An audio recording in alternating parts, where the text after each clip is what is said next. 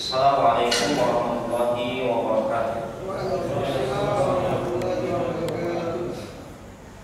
Innal hamdalillah nahmaduhu wa nasta'inuhu wa nastaghfiruh wa na'udzu billahi min shururi anfusina wa min sayyiati a'malina may yahdihillahu fala mudilla lahu wa may yudlil fala hadiya lahu.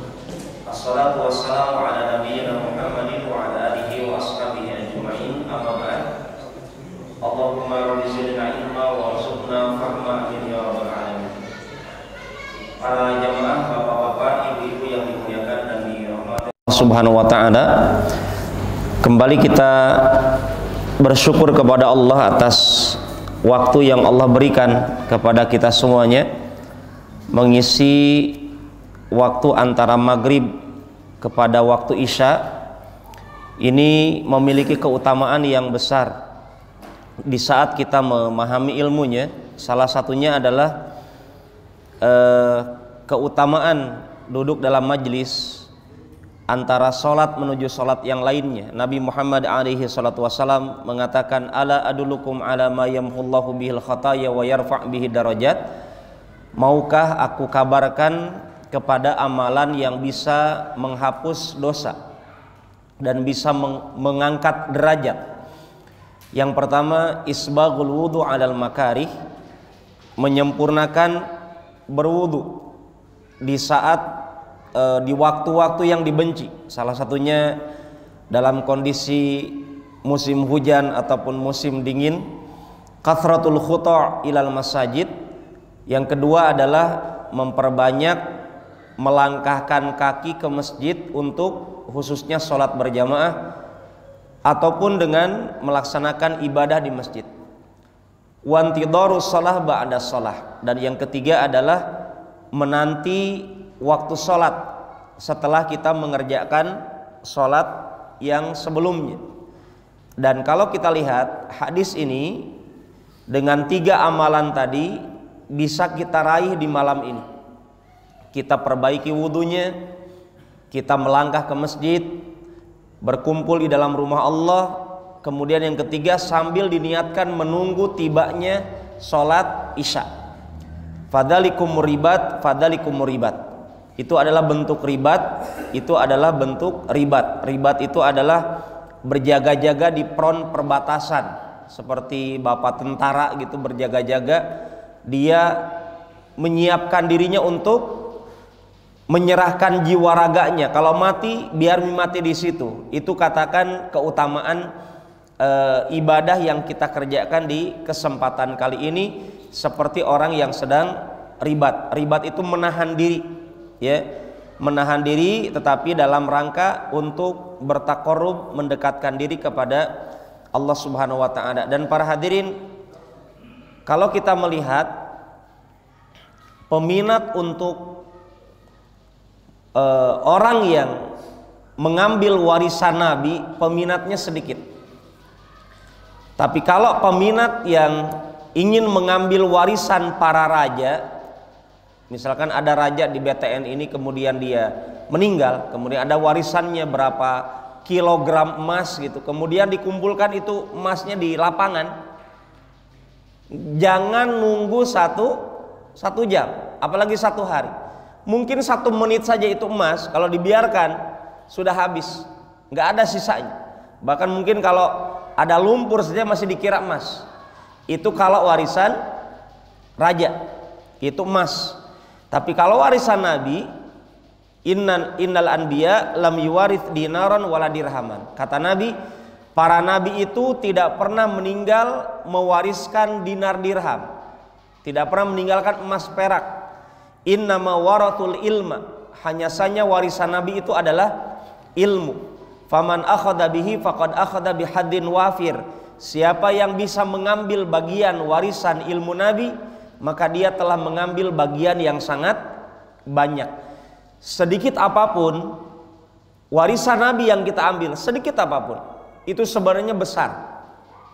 Ya, itu sebenarnya besar. Contoh begini. Saat kita tahu di antara warisan Nabi adalah ucapan alhamdulillah, ya, maka orang tersebut mendapatkan kebaikan yang banyak. Apa contohnya? Saat Anda mengatakan alhamdulillah, Nabi mengatakan di antara keutamaan alhamdulillah adalah tamlaul mizan, bisa memberatkan timbangan amalan. Maka saat kita memuji Allah, alhamdulillah, alhamdulillah, alhamdulillah, ya, sampai Nabi mengajarkan kepada kita kalau lagi sakit, kalau lagi ada masalah, Nabi katakan alhamdulillah ala kulli hal, di setiap keadaan. Itu Nabi memuji Allah saat kesulitan. Saat mendapatkan kenikmatan, alhamdulillah bi ni'matihi tatimmus sholihat, segala puji milik Allah, sempurna semua kebaikan. Maka kata Nabi, orang yang memperbanyak memuji Allah, maka apa? Tamlaul mizan, timbangan amalannya langsung full, langsung berat. Dan ini adalah hadis motivasi, karena masih banyak di antara kita yang sulit mengucapkan alhamdulillah, yang berat mengatakan alhamdulillah. Jadi warisan Nabi itu adalah hanya diberikan kepada orang-orang pilihan. Dan semoga kita semuanya yang saat ini meluangkan waktunya di masjid, menyimak sejarah Nabi dan berusaha memetik ilmu ataupun hikmah ataupun pelajaran, semoga kita semuanya termasuk orang-orang yang dikehendaki kebaikan oleh Allah Subhanahu wa ta'ala. Bapak Ibu yang dimuliakan dan dirahmati oleh Allah, kita masih menceritakan kisah Nabi di kota Makkah, dan ini adalah detik-detik terakhir ya menuju hijrah ke Madinah. Dan seperti kita angkat di kajian sebelumnya, Nabi berdakwah di kota Makkah itu tidak berhenti dari siksaan, hinaan, ujian, ya, baik fisik ataupun psikis. Bertahun-tahun lamanya.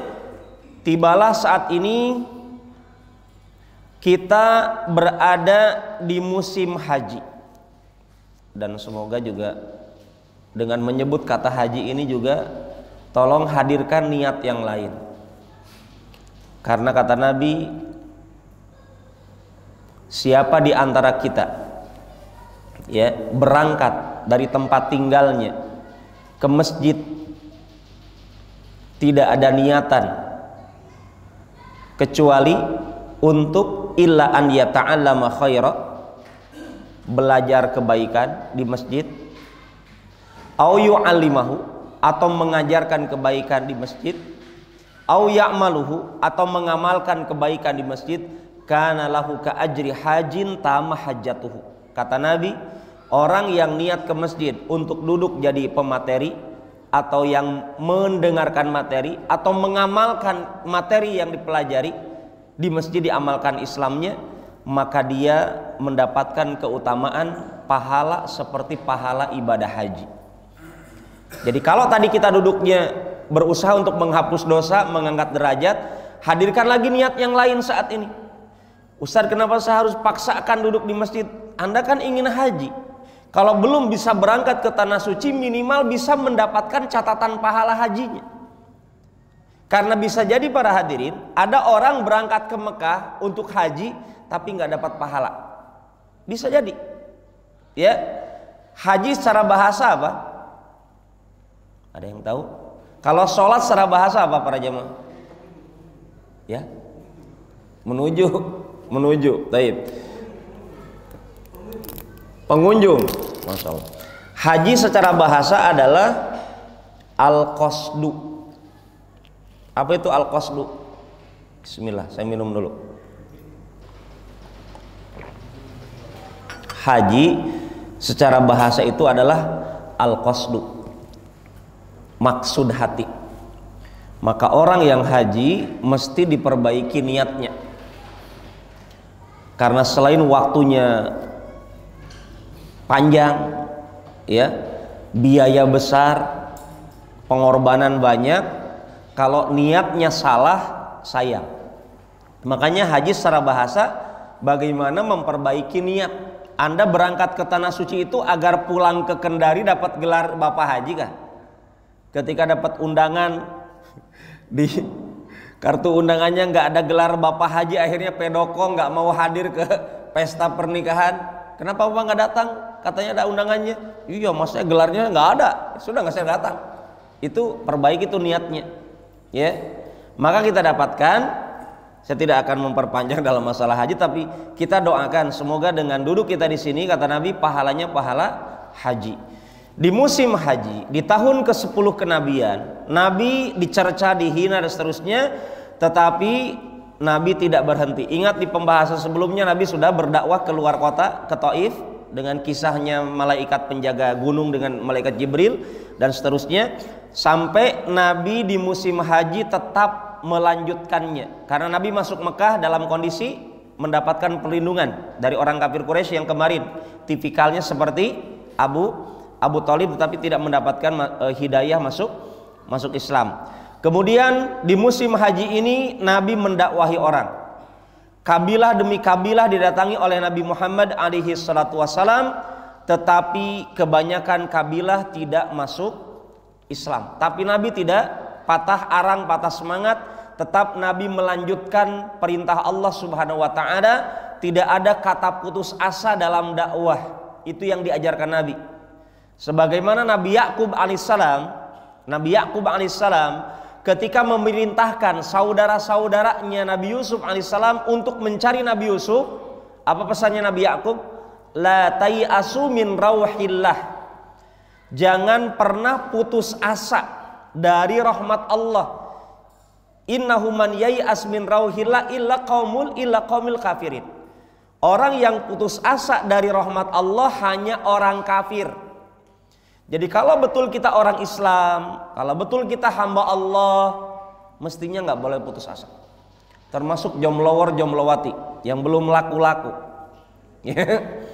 Jangan putus asa. Kenapa? Karena semakin dekat ada hari kiamat, semakin banyak jumlah akhwat. Limited edition ikhwah saat ini. Jadi termasuk juga masalah rezeki, ya. Apapun yang kita dapatkan, kalau kita muslim, mestinya kita percaya diri. Walaupun namanya godaan ada saja, iya, tetapi harus dilawan. Karena inilah yang ditanamkan oleh Nabi, dan dengan sifat tawakalnya Nabi, optimisnya Nabi, karena yujibuhul fa'al. Kata para sahabat, Nabi itu sangat senang untuk menanamkan jiwa optimis. Jangan lebay, jangan baper, jangan putus asa. Umat Islam itu tidak seperti itu. Ya, ingat Nabi pernah berdakwah sendirian di kota Mekah. Tapi Nabi mendapatkan keyakinan dari Allah bahwasanya Islam itu akan terbentang ke arah timur dan barat, dan itu yang terjadi. Saat ini bukan hanya timur barat, utara selatan. Semua benua di dunia ini pasti ada umat Islamnya. Coba Anda cek semua benua. Amerika, Asia, Eropa, Afrika, Australia, ada nggak muslimnya? Ada sekarang. Dengan dituduhnya umat Islam katanya teroris dengan ada bom WTC itu. Apa yang terjadi? Bukan menciutkan agama Islam, tapi menjadikan orang non muslim di Amerika menjadi muslim. Jadi penasaran. Ya, karena Islam ini yang menjaga bukan manusia. Islam yang menjaga Allah. Maka itulah keyakinan Nabi. Nabi melanjutkan perintah Allah. Kata Allah, lanjutkan tugasmu sebagai Nabi. Wa ma'alaika illal balag, kata Allah. Tugasmu hanya menyampaikan. Adapun orang hatinya akan berubah menjadi masuk Islam atau tidak, itu urusan di tangan Allah Subhanahu wa ta'ala. Kita hanya menyampaikan. Akhirnya Nabi menyampaikan. Maka kita dapatkan para jamaah yang dimuliakan dan dirahmati oleh Allah Subhanahu wa ta'ala, ada beberapa kisah, walaupun kisahnya ada yang diperbincangkan tentang kesohihannya, tetapi kita ambil yang sohih saja dari kisah-kisah yang disebutkan oleh penulis di sini. Yang pertama, Iyas ibn Mu'ad. Iyas ibn Mu'ad ini orang Madinah, di musim haji berangkat ke Mekah. Mungkin ada di antara kita mirip dengan kisah Iyas ini. Ada orang, mungkin kalau kita muslim yang sudah muslim, berangkat ke Mekah hanya ikut-ikutan saja, ya. Tapi Iyas ini awalnya dia pergi ke Mekah dalam rangka mencari sekutu. Karena dia utusan dari suku Aus. Di Madinah, Pak, sebelum Nabi hijrah, itu ada dua suku besar. Suku Aus dengan suku Khazraj. Yang dua suku besar ini bertikai bertahun-tahun, tidak pernah akur. Gesekan sedikit, perang, bunuh-bunuhan. Dengan tibanya Iyas bin Mu'ad ke kota Madinah, kota Mekah di musim haji, maka dia berusaha untuk mendekati orang Quraisy dalam rangka untuk mendapatkan sekutu, tambahan pasukan agar bisa menjadi kuat untuk memerangi suku Khazraj. Jadi dia cari sekutu. Sampai di Madinah, sampai di Mekah, mereka didatangi oleh Nabi. Ketika musim haji ini didatangi oleh Nabi Muhammad alaihi salatu wassalam. Kemudian Nabi Muhammad alaihi salatu wassalam duduk di hadapan mereka. Halakum fi khairin mimma ji'tum lahu. Apakah kalian akan mendapatkan kebaikan dengan datangnya ke kota Mekah ini? Kemudian orang-orang ini mengatakan, wa madaka, apa kebaikan di kota Mekah ini? Itu mereka tidak tahu itu Nabi Muhammad. Kemudian Nabi mengatakan, ana Rasulullah. Di antara bentuk kebaikan yang Allah berikan kepada kalian wahai jamaah haji, dengan adanya aku mendatangi kalian. Aku ini utusan Allah. Aku ini utusan Allah, kata Nabi. Ba'atsani ilal ibad ad'uhum ila an ya'budullah wa la yusyriku bihi syai'a. Aku diutus oleh Allah kepada seluruh hamba-hambanya, bukan hanya orang Arab. Ini diingatkan oleh ungkapan ini, Nabi kita memang keturunan Arab, tapi bukan khusus untuk orang Arab. Nabi mengatakan, aku diutus kepada seluruh hamba Allah, mengajak manusia untuk menyembah Allah, meninggalkan kemusyrikan, wa unzila alayyal kitab, dan diturunkan kepadaku kitab suci Al-Quran. Kemudian mereka diajarkan tentang Islam, dilantunkan Al-Quran. Iyas ibn Mu'ad mengatakan, Iyas dengan teman-temannya dari Madinah datang ke Mekah, kan cari sekutu dari orang Quraisy. Tiba Nabi mendakwahi mereka untuk masuk Islam, mengatakan aku ini utusan Allah, kata Nabi. Apa kata Iyas, pemuda yang cerdas ini? Kaum, wahai kaumku dari Madinah, ini lebih baik demi Allah daripada apa yang kalian niatkan untuk ke Mekah. Artinya kalian niatkan datang sekutu dari Mekah untuk membantu mereka berperang di Madinah, menyerang orang Khazraj. Kata Iyas, kita didatangi utusan Allah itu lebih baik daripada niatan kita datang ke Mekah mencari sekutu. Kemudian Abul Husair, ada orang tua di situ, mendatangi Iyas sambil melempar pasir ke wajahnya. Orang ini mengatakan, Iyas, ingat niat kita ke Mekah bukan untuk itu.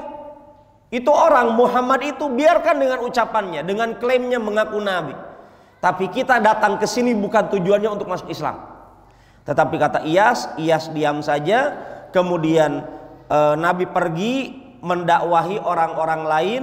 Ternyata para jamaah di kemudian hari, pemuda tersebut masuk Islam, dan dengan sebab masuk Islamnya orang-orang jamaah haji ini nanti pulang ke Madinah mengajak orang-orang di Madinah untuk masuk Islam. Di kemudian harinya suku Aus dan Khazraj yang asalnya bertikai berhenti pertikaiannya dengan sebab dari Aus ada yang masuk Islam, dari Khazraj ada yang masuk Islam, sampai perkataan Iyas itu dibenarkan. Oh iya benar, sungguh kita yang asalnya berperang bertahun-tahun menjadi damai bersaudara dengan sebab keislaman kita. Kalau mungkin di kampus baru yang suka cekcok siapa? Suka rame terus tuh dulu. Semoga dengan memperdalam sejarah Nabi itu hal bisa dihilangkan, ya, karena sama-sama Muslim. Kemudian kisah yang selanjutnya adalah sahabat Abu Dar Al-Ghifari. Juga di musim haji, sahabat Abu Dar Al-Ghifari mendapatkan hidayah untuk masuk Islam. Kemudian ada juga yang unik, Masya Allah, namanya Dimad Al-Azdi dari Yaman. Dia ini biasanya melaksanakan ruqyah, mengobati orang. Dimad al-Azdi ini berbahasa Arab, biasa membantu orang untuk mengusir jin di tubuhnya. Kemudian mendapatkan berita sampai di Mekah, kata orang-orang Mekah itu Muhammad itu kesurupan jin. Muhammad gila. Coba Dimad, engkau kan pandai untuk meruqyah Muhammad. Ya. Kemudian Nabi Muhammad alaihi salatu wassalam ditawari untuk diruqyah, diobati. Apa yang terjadi? Nabi mengucapkan pembukaan dalam khutbah. Anda kalau dengar khutbah Jumat tadi, apa pembukaannya biasanya? Umumnya innal hamda lillah nahmaduhu wa nasta'inuhu wa nastaghfiruh. Ya. Kemudian dan seterusnya.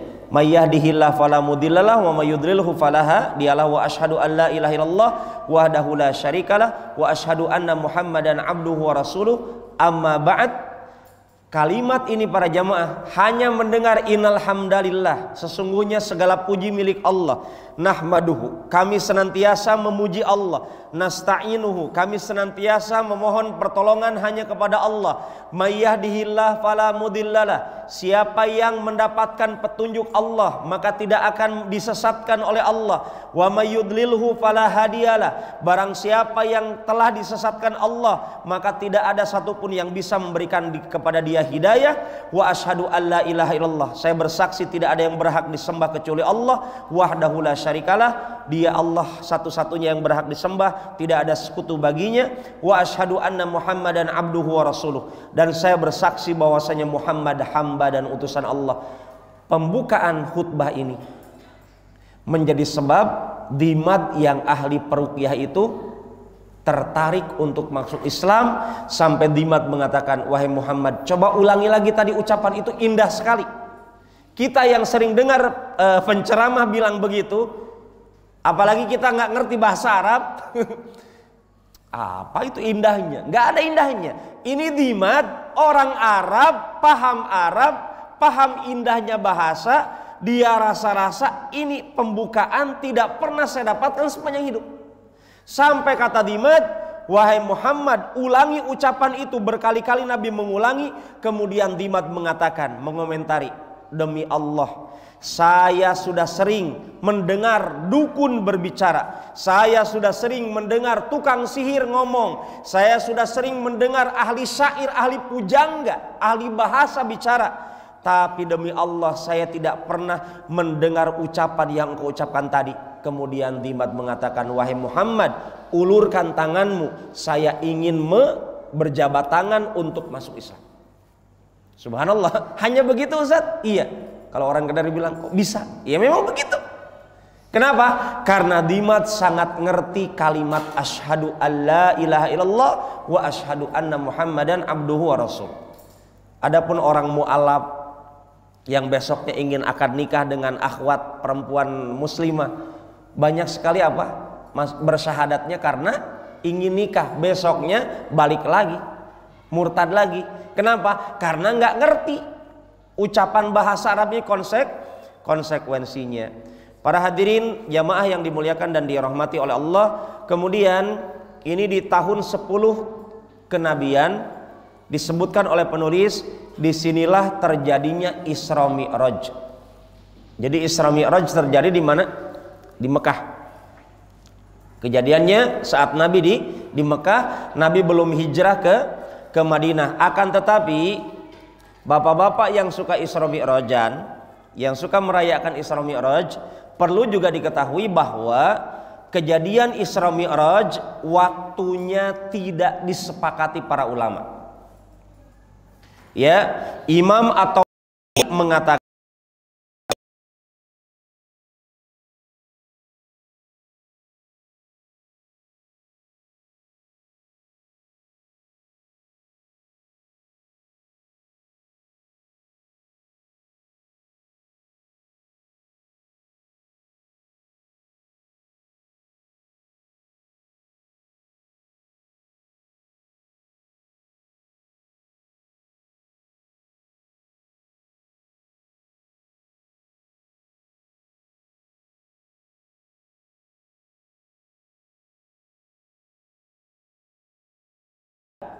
Ya, ini juga pendapatnya lemah. Ada juga yang mengatakan 16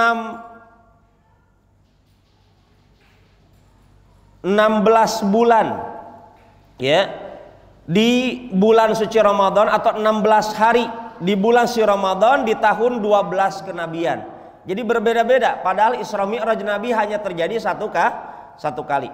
Kemudian ini berarti di bulan Ramadan. Ada juga yang mengatakan di bulan Muharram tahun 13 kenabian. Ada juga yang mengatakan di bulan Rabiul Awal tahun 13 kenabian. Maka yang terjadi para jamaah, pelaksanaan Isra Mi'raj atau apa?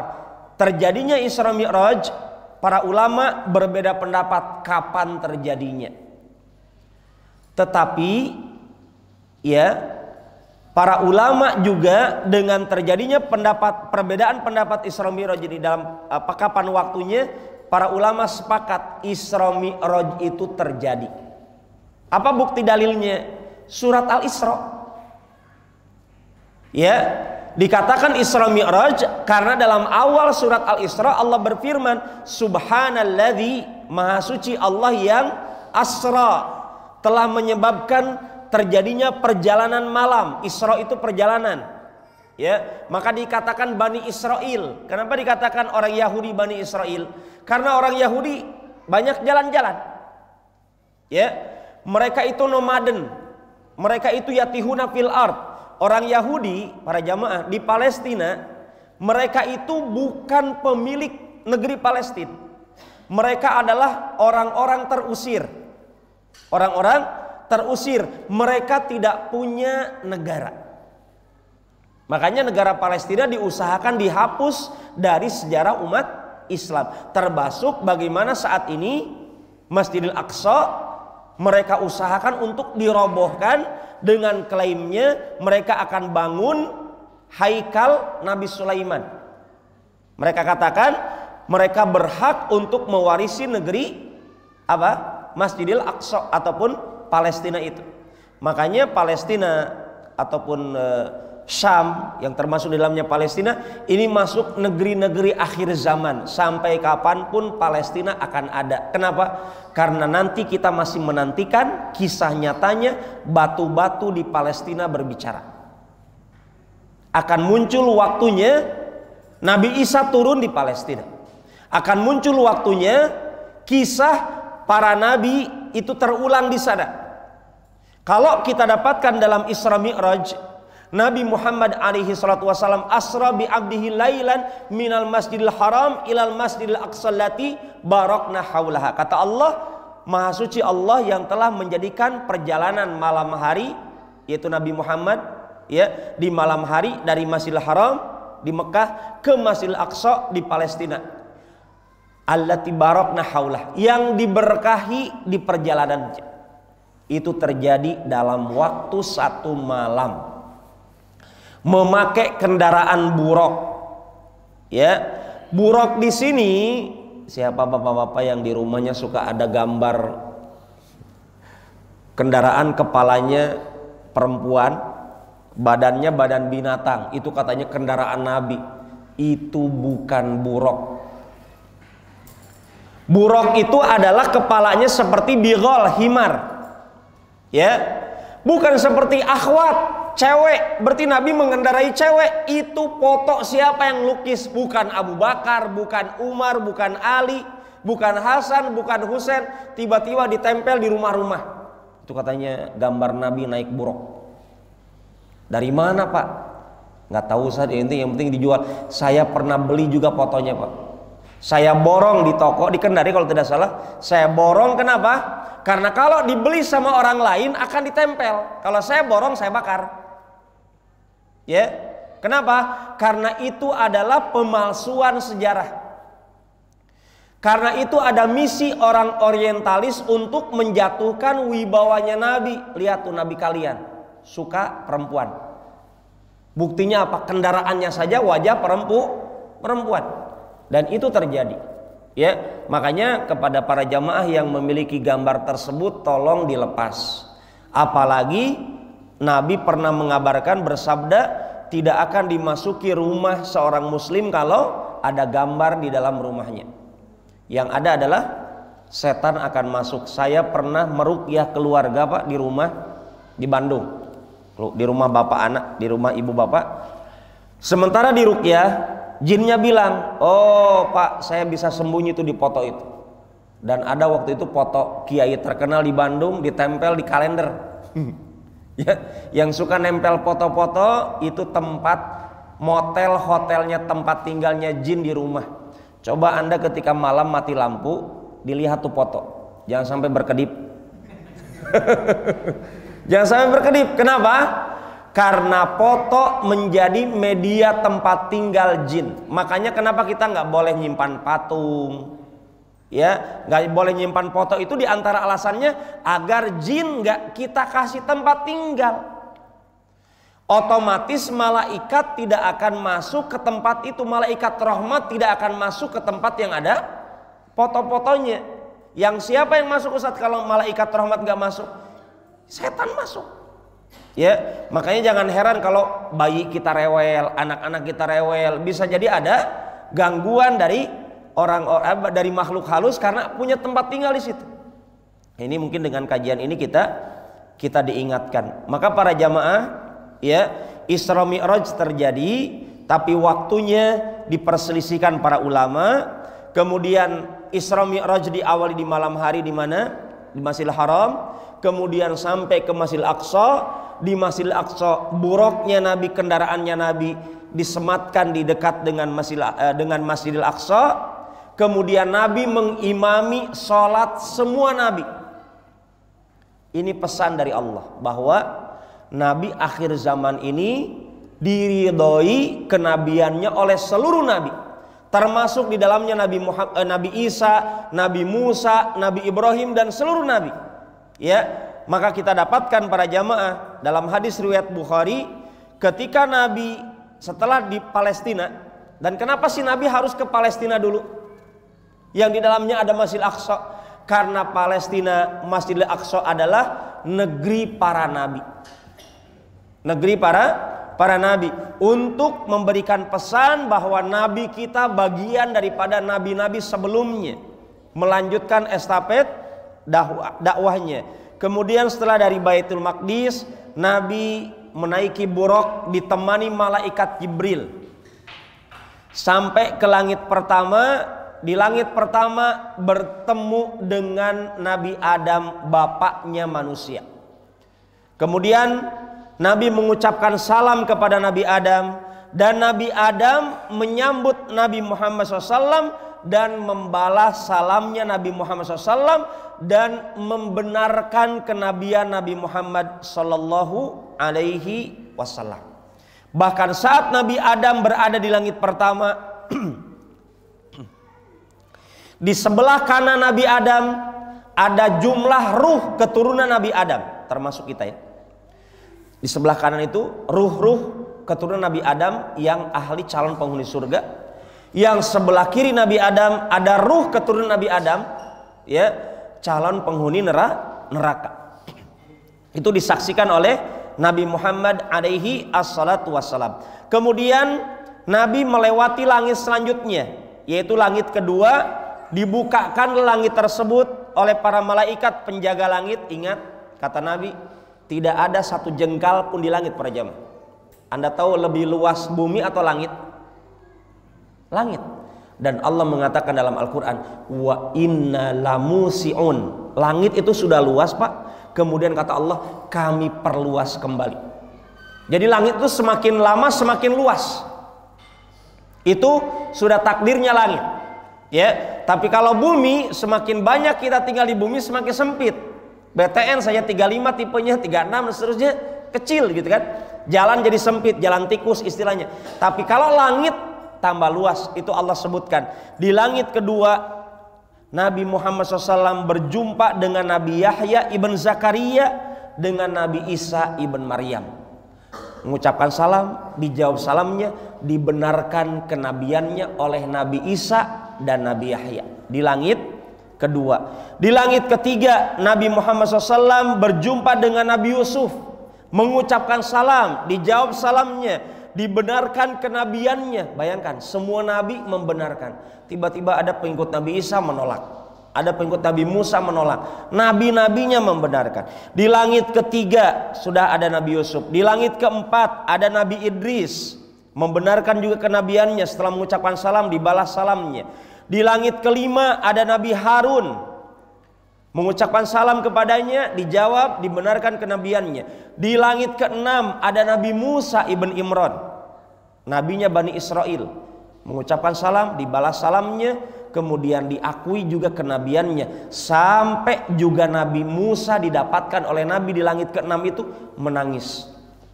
Nabi Musa menangis, dikatakan kepada Nabi Musa, "Mayubkik?" Wahai Musa, kenapa engkau menangis?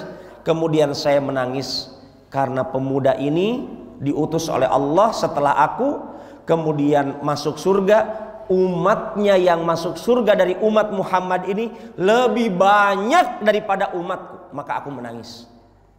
Kenapa? Nabi Musa cemburu, cemburu yang islami, ya. Beliau iri kepada seorang pemuda bernama Muhammad, nabi akhir zaman. Waktunya umur umat Islam lebih sedikit dibandingkan waktunya Bani Israel. Orang Yahudi di dunia waktunya lebih lama, tapi orang Islam waktunya sangat sedikit. Kita dapatkan permisalan dari Nabi. Kalau orang Yahudi waktunya itu dimisalkan dari pagi sampai jam 12. Itu waktu umurnya orang Yahudi, Bani Israel. Orang Nasrani dari ba'da duhur sampai asar. Orang Islam dari asar sampai maghrib. Itu waktu yang sedikit. Tapi kalau kuota umat Islam dari umat Nabi Muhammad SAW, dan semoga termasuk kita di dalamnya, yang masuk surga jumlahnya mengalahkan seluruh nabi. Padahal umur umat Islam sangat sedikit. Umur kita di dunia hanya berapa tahun? 60 tahun, 70 tahun. Umurnya orang-orang Bani Israel ada yang ratusan tahun. Tapi kita mendapatkan kesempatan menjadi kuota orang di surga lebih banyak daripada mereka. Kemudian para jamaah, setelah melewati langit ke-6, lewatlah langit ke-7. Di langit ke-7 ada Nabi Ibrahim alaihissalam, dan Nabi Ibrahim diucapkan salam kepada beliau, dijawab salamnya, kemudian membenarkan kenabiannya. Kemudian antum lihat Nabi Ibrahim di langit ke-7, itu bapaknya para nabi. Nabi Adam di langit pertama, itu bapaknya manusia. Nabi Muhammad SAW melewati seluruh level para nabi. Jadi Nabi Muhammad SAW mendapatkan nabi-nabi hanya sampai level langit ke-7. Nabi Muhammad SAW naik lagi ke Sidratul Muntaha. Beliau berdialog dengan Allah Subhanahu wa ta'ala. Tetapi menurut pendapat jumhur, mayoritas para ulama, Nabi tidak melihat Allah.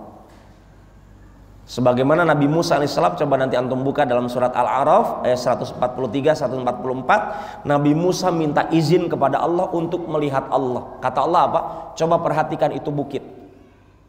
Kalau engkau lihat bukit itu tidak hancur saat aku akan menampakkan diriku di hadapan kau. Karena Nabi Musa meminta kepada Allah, arini andur ilaik, ya Allah izinkan saya bisa melihat engkau sekarang. Kata Allah, kalau engkau betul-betul penasaran ingin melihat aku, coba perhatikan bukit tersebut. Kalau bukit itu tidak hancur, maka itu buktinya engkau bisa melihat aku. Tapi apa yang terjadi? Sebelum Allah menampakkan wujudnya, bukit itu sudah hancur. Nabi Musa pingsan. Kemudian saat tersadar, Nabi Musa merasa bersalah, bertaubat kepada Allah Subhanahu wa ta'ala atas requestnya Nabi Musa untuk melihat Allah. Makanya termasuk Ibunda Aisyah setelah kejadian Isra Mi'raj ini, di pagi harinya Ibunda Aisyah bertanya, "Ya Rasulullah, apakah engkau melihat Allah?" "La, saya tidak melihat Allah. Nurun anna ara." Yang saya lihat cahaya, saking terangnya saya tidak bisa melihat. Allah Subhanahu wa ta'ala belum dilihat makhluknya, bahkan kata Nabi Muhammad SAW, seluruh nabi-nabi di dunia belum melihat Allah. Lantaroni, tidak akan pernah dilihat di dunia. Kenapa? Karena dunia fana, dunia sementara, dunia hina. Tidak pantas Allah yang maha mulia, maha abadi, maha kekal, maha indah menampakkan wujudnya di tempat yang sangat hina dina ini. Makanya kapan diperlihatkan wujud Allah? kepada hamba-hambanya di tempat paling istimewa, yaitu apa? Surganya Allah Subhanahu wa ta'ala. Karena di surga tidak ada keburukan. Di surga adalah keindahan dan keabadian. Di dalamnya kita dapat melihat Allah Subhanahu wa ta'ala yang maha indah. Saat di Sidratul Muntaha, Nabi mendapatkan perintah sebagaimana kita ketahui, kewajiban melaksanakan sholat 50 waktu. Kita sehari semalam berapa jam? 24. Kalau diterapkan 50 waktu sholat, berarti setiap setengah jam adzan. Nggak jadi pulang, kajian nggak ada. Kenapa? Keburu adzan. Ya, iya para jamaah, bayangkan 50 waktu sholat. Sekarang kita diskon besar-besaran dari Allah, 50 jadi 5 gitu loh. Itu 50 waktu sholat. Kemudian Nabi hanya mengatakan sami'na wa ata'na, aku mendengar, aku taat. Sudah turun sampai di langit ke-6. Nabi Musa bertanya, wahai Muhammad, apa yang kau dapatkan dari Allah? Saya, kata Nabi, mendapatkan sholat 50 waktu sehari semalam. Nabi mendengarkan, Nabi taat. Kata Nabi Musa, balik lagi sama Allah. Umatmu tidak akan sanggup, umatku saja nggak sanggup, apalagi umat engkau. Ingat, fisiknya Bani Israel lebih kuat daripada fisiknya apa? Kita. Secara fisik mereka tinggi. Ya, di zaman Nabi Musa, karena kata Nabi Adam berapa tingginya para jemaah? 60 hasta. Satu hasta kan segini. Nabi Adam 60 ini. Tinggi apa? Tiang listrik berapa hasta? Satu hasta kan segini. Nabi Adam 60 hasta. Kata Nabi, semakin dekat hari kiamat, tingginya manusia itu memendek. Jadi kita kalau dibandingkan Nabi Adam, mungkin lihat tiang listrik atau apalah yang lebih tinggi lagi, ya. Nanti di surga semua orang fisiknya seperti Nabi Adam. Tidak ada yang pincang, tidak ada yang cacat, semuanya lengkap. Semua penghuni surga disempurnakan tingginya dan usianya usia ideal. Kita dapatkan para jamaah, kita tidak bahas surga saat ini, ya. Tapi kita dapatkan di sini Nabi Muhammad diminta Nabi Musa untuk minta dispensasi keringanan, berangkat lagi ke langit, berdialog dengan Allah Subhanahu wa taala. Kemudian Nabi mendapatkan keringanan, ditanya lagi sama Nabi Musa, berapa sekarang? 10 waktu sholat. Pak, 10 waktu sholat. Berarti 24 jam, ya 2 jam sedikit deh. 2 jam setengah, ada 2 jam setengah misalkan.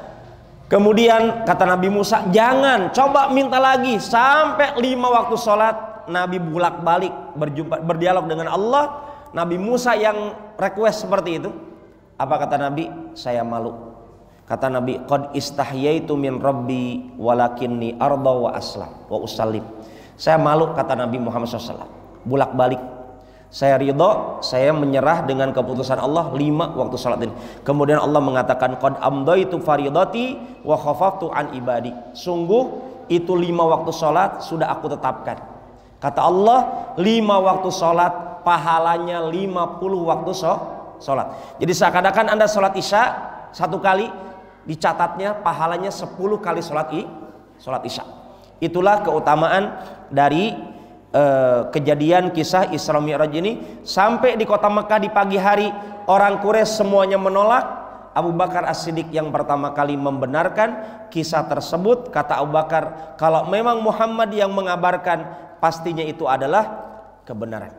Demikian apa yang dapat kami bahas di antara kisah sejarah, kisah nyata Nabi Muhammad alaihi salatu wassalam ini. Poinnya adalah semoga kita semuanya bisa menjaga sholat 5 waktu khususnya dan sholat-sholat sunnah yang lainnya. Amin ya rabbal alamin. Demikian apa yang dapat kami bahas. Semoga bermanfaat. Kurang lebihnya kami mohon maaf. Subhanaka Allahumma rabbana wa bihamdik, asyhadu an la ilaha illa anta, astaghfiruka wa atubu ilaik. Assalamualaikum warahmatullahi wabarakatuh.